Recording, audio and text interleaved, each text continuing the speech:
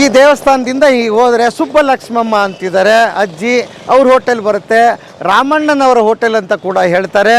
ನಮ್ಮ ಯಜಮಾನ್ರ ತಾಯಿ ನಮ್ಮ ತಾಯಿ ಇಬ್ಬರು ಕ್ಲಾಸ್ಮೇಟು. ನಾವು ಅಲ್ಲಿ ನಮ್ಮ ತಾಯಿ ಮನೇಲಿ ತಿಂಡಿ ಮಾಡ್ತಿದ್ವಿ, ಇದೇ ಕಸುಬು. ಅಲ್ಲಿಗೆ ತಿಂಡಿ ತಿನ್ನಕ್ಕೆ ಬಂದರು. ಯಾರು? ನಮ್ಮನೆಯವರು. ಅಲ್ಲಿ ಲವ್ ಶುರುವಾಯ್ತು ನಮಗೆ. 4 ಕಾಣಿಗೆ 4 ಇಡ್ಲಿ ಕೊಟ್ಟು ಅವಾಗಿಂದ ಸ್ಟಾರ್ಟ್ ಮಾಡಿದ್ದಾರೆ ಇವರು. 25 ರೂಪಾಯಿ ಬಾಡಿಗೆಗೆ ಬಂದೆ, 1000ಕ್ಕೆ ಬೋಗ್ಯಕ್ಕೆ ಹಾಕೊಂಡೆ, ಆಮೇಲೆ 150 ರೂಪಾಯಿ ಬಾಡಿಗೆ ಕೊಟ್ಟೆ, ಆಮೇಲೆ ಖರೀದಿಗೆ ತಗೊಂಡೆ. ಅಂದ್ರೆ ಅವ್ರ ಸ್ವಂತ ದುಡಿಮೆ, ಆ ಧೈರ್ಯ, ಕಾನ್ಫಿಡೆನ್ಸು ಪ್ರತಿಯೊಬ್ಬರಿಗೂ ಬಂದ್ರೆ ಇವತ್ತಿನ ಜನರೇಷನ್ಗೆ ಅವ್ರ ಮಾದರಿ.